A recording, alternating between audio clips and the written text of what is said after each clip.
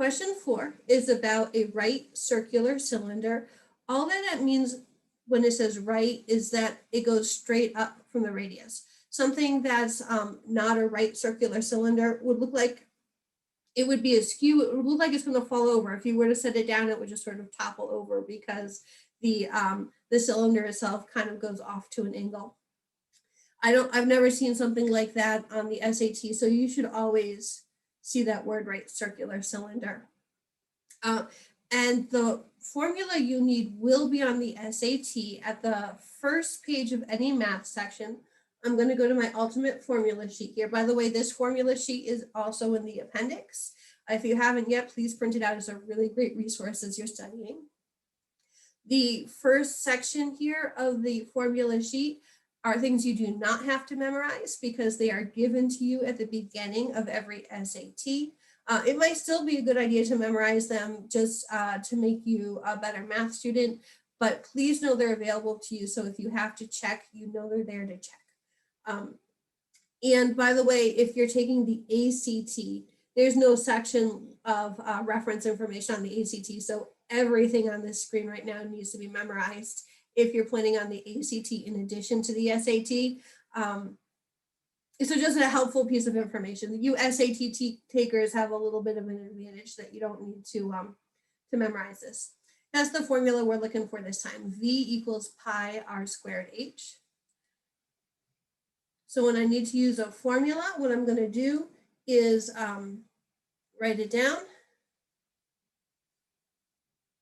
And then I'll start unpacking the information. I'll start rewriting this, but instead of variables, I'm going to use the given information.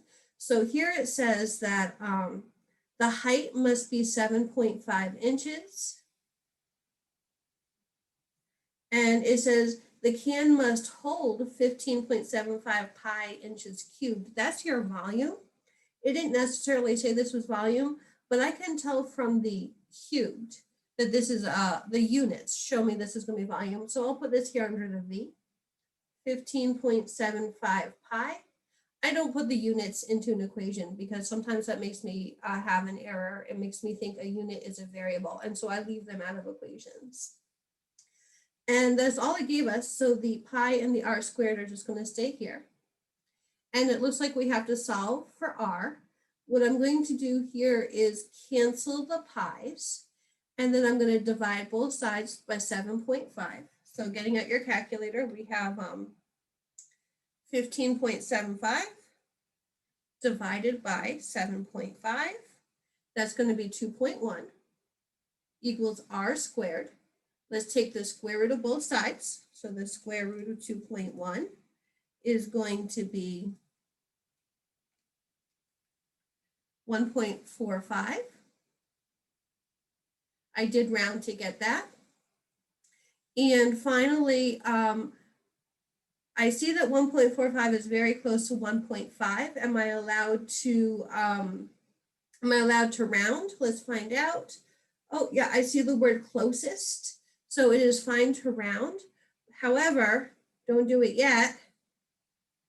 Let's make sure we read that question one more time because it doesn't ask us for the radius. It asks us for the diameter.